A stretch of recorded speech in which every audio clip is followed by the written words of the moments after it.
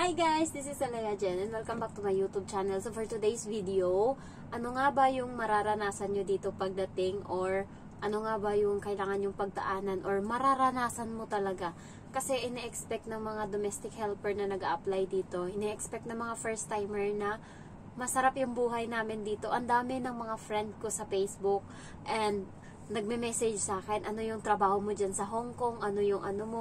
Ang daming tanong, akala nila napakahayahay ko dito. Ang dami nilang iniisip nila paano mag-apply. May isa pa akong kakilala na nagtatrabaho sa PLDT. Sabi niya, ano yung trabaho mo dyan sa Hong Kong? Pwede mo bang ipasok yung anak ko? Parang sa isip-isip ko, kung alam nyo lang kung ano yung pinagdaanan ko dito, hindi nyo tatanungin yan.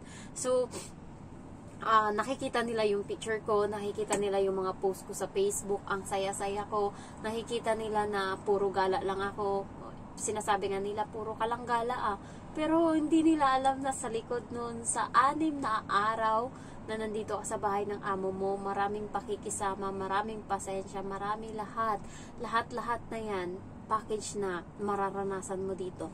So first na mararanasan nyo kapag nandito kayo sa Hong Kong or yung mga bagong salta and iniisip na masaya yung buhay namin dito, mag-isip-isip kayo lalo yung mga feeling prinsesa dyan sa Pilipinas, yung mga feeling pinagmanahan, alam nyo yun, especially hindi ko nila lahat pero yung mga Manila people or yung mga nagtatrabaho or yung mga nakatira sa Manila, hindi nyo kakayanin yung trabaho dito. Kaya maraming OFW or maraming domestic helper dito sa Hong Kong na mga taga Ilocano, Pangasinan, yung mga Luzon pero doon sa mga banda, hindi sa Metro Manila. And then yung mga Bisaya, Cebu, ayan, Iloilo, madami dito mga Ilonggo, and then mga Mindanao. Kasi nga matiisin kami yung mga tao na kahit na mahirap, hindi kami susuko kasi nga yun lang yung choice namin, yun lang yung meron kami. So, sa taga Manila kasi, may choices sila doon. Tsaka yung trabaho or yung nila doon, lifestyle sa Manila is iba. Mababash ako nito, pero totoo to. Nung nasa Manila ako, yung lifestyle ko is napakaiba. 2 beses lang kami kumain ng kanin sa buong araw, and yung oras ng tulog ko sa gabi is 2 or 3, nagpapaanuhan pa kami niya ng kapatid ko kung sino sa amin yung mauna matulog. So, minsan alas 4 na ng umaga, naranasan ko ngang matulog ng 7 na in the morning or 8, ganyan. Hindi pa ako natulog kasi nga nung time na yun, inaano ko talaga yung Facebook o yung YouTube ko, pinupush ko talaga na ma-monetize. And then yung gising ko niyan is alas 12 ng tanghali. Pasok ko sa trabaho 1:00. So ang gagawin ko lang is maligo ako, mag-toothbrush, hindi na ako kakain. Pagdating ko sa store, pag-breakin ko na yung kasama ko, sabihin ko sa kanya na, ayun, mag-break ka na. And then pag alis niya, kakain ako ngayon ng pagkain ko. So ganun yung ginagawa ko kasi gutom na din. And yun yung mga ng Manila, alas 11 yung mga tao dyan, alas 11, alas 10. And sa Manila guys, hindi uso yung nagbabra kami pag lumalabas. Ang ginagawa lang namin pag lumalabas kami kasi yung palengke is labas lang ng namin, parang maglalakad lang ako ng mga 30 steps. So itong towel lang, walang bra, tapos ginaganon lang. Yan, makikita mo yung mga doon, mga babae, mga may asawa, mga ganyan, basta nakaganto, walang mga brayan, nakaganyan lang kami, towel lang. So, ganyan kami pag lumalabas. And then, doon sa Manila is, pagising, alas 2 na yung kain ng mga tao or nagkakape lang yan kami. And then sa gabi is alas 7, alas 8 na yung kain namin. Kami nga na mga nagtatrabaho, alas 10 na yung kain namin sa gabi. So ganun yung lifestyle pagdating dito. And wala, marites lang kami doon kapag walang trabaho. Parang big achievement ko na yung makapaglaba ako ng damit ko sa buong araw and makalinis ako. Big achievement ko na yun, hindi ko naranasang kahit mag-mop or ganun, maghugas, parang big achievement ko na nga yan eh. So, pagdating dito guys, ibang-iba sa lahat. Dito, mararanasan mo yung tulog na 5 oras, 4 na oras. Masaya ka na sa 5 oras, totoo yan. Ako ngayon, grabe yung alaga ko, napaka-hyper. Alam mo yung oras ng tulog niya, yung mama, pinapabayaan lang din siya. Alam mo yung alas 11 na, tapos humirit pa yung bata ng 5 minutes. Tapos yung 5 minutes na yun, hindi yun susundin ng nanay. Aabutin pa kami ng 15 minutes na maglalaro. So, inaabot kami ng alas 11:30. and then tsaka pa ako makakaligo. So alas 12 na talaga ako natatapos. Pagkatapos nun, magbablog pa ako, and hindi ka naman talaga hindi ako makakakuha ng topic agad. Kailangan ko munang magmuni-muni, o kaya tinitignan ko muna yung YouTube ko kung may nag-comment dyan, kung may nagtanong, yun yung magiging topic ko. Kaya inaabot ako minsan ng 12:30 bago matapos, kasi maglilinis pa ako ng mukha. Ayan, face check, walang taghawat, ayan. Wala na din akong balakubak. So inabot pa ako ng 1:00 bago makatulog. So 1:00, 2:00, 3:00, 4:00, 5:00, 6:00, 5 oras. Hindi ko na nga kaya hindi nai-edit tong ko video ko, kasi nga dire-diretso na tong upload lahat. Wala nang time. Wala nang baby time, sure. And then 5 hours lang yung tulog mo. Yung amo ko naman na lalaki, grabe din yung niya. Yung kung anong ginagawa niya, aga-aga niya umalis. Minsan alas 6:30 umaalis na siya. Kaya kailangan gumising ako, kasi paghihiwain ko pa siya ng prutas. Pagkatapos nun sa pagkain, guys, dito mararanasan nyo na puro noodles. Totoo yan. Tanghali, tapos gabi noodles, tapos umagahan mo tinapay na 1 piraso. Kung sa Pinas parang 2 pandesal. Ganun yung umagahan namin dito.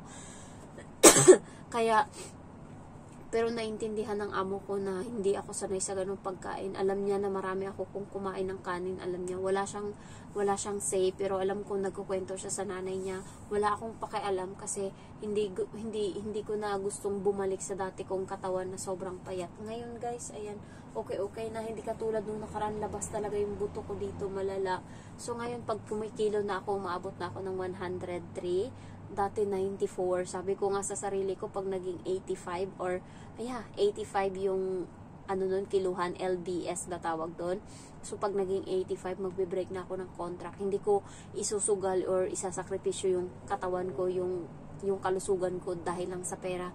Nung time na yun, inaantay ko na lang talaga. Ayun na lang yung inaantay ko. Kasi nga, grabe yung pagkain. Yung wala silang pakialam, kakain sila. Buti nga ngayon, may pakialam na tong amo ko.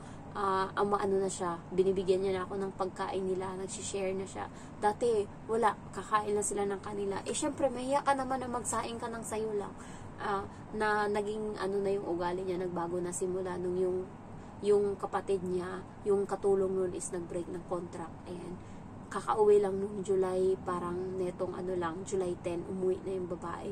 So, parang niya na ang hirap ng walang helper. So, ayaw niya mangyari yun sa kanya. Kaya, nagiging mabait siya ngayon. Yung pagkain na ino-order nila online, binibilan niya na din ako. Halimbawa, bibili siya ng noodles. And alam niya na paborito ko na din yun, yung noodles na yun.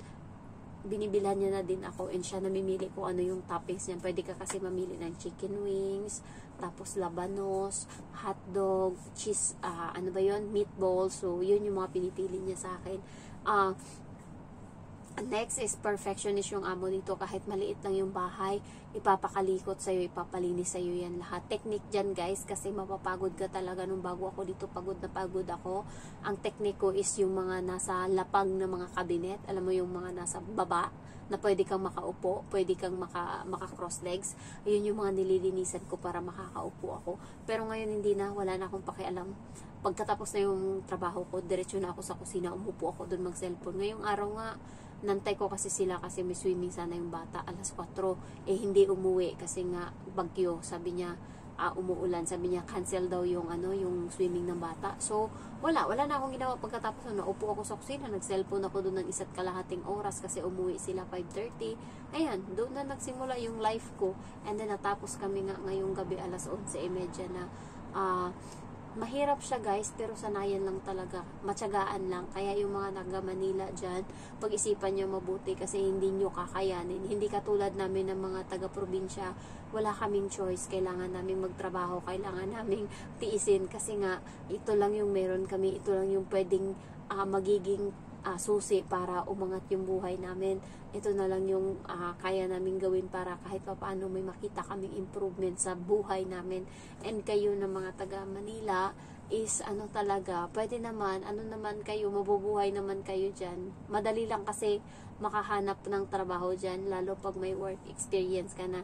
So ako, anytime pag umuwi ako, makakakuha ako agad ng trabaho sa dati kong company. Kaso nga lang, yung sahod is minimum, and then babayaran lang ako ng load allowance na 400 plus, baka 500 na ngayon yung load allowance sa isang buwan.